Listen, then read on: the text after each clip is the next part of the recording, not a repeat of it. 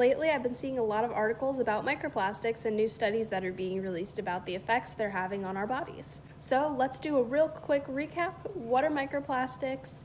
What do they do to us? And how can we avoid them, all in 3 minutes? I'm gonna be real upfront with you. I'm not into the clickbaity, fear-mongering thing. So I'm just gonna flat out tell you what they are and things that I do to limit my exposure. So in a nutshell, microplastics are just pieces of plastic that are less than 5 milliliters in size.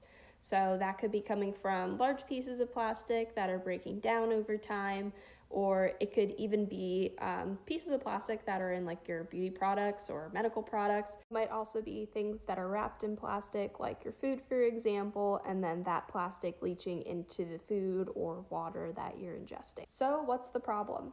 Well, studies are showing now that over time, by ingesting these microplastics, we're having increased cases in cancer, dementia, and other diseases, and it's linked back to these plastics. We're accumulating and building up with no way to really leave our system. So how can we limit our microplastic exposure? Let's start with our food.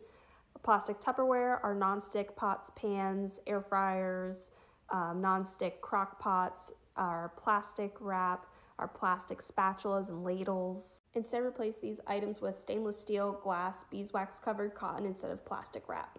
And I do have a few videos on my channel about how you can make these swaps at the thrift store or dollar store.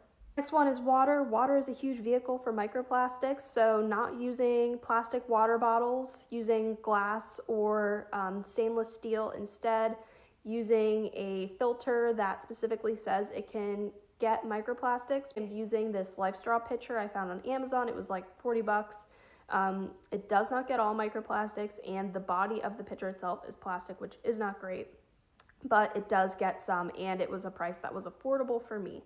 There are more expensive options out there, and you can also go all out and get a huge filtration system for your house, but that's not for everybody. But you can do some research into those things and see what works for you. Another thing you can look at is your clothing. A lot of clothing has plastic in it. You might see it on the tag as polyester. I personally am not going to change my whole wardrobe, but I have started incorporating better stuff into it. So that's gonna look like either 100% cotton, 100% organic cotton, or a high cotton blend.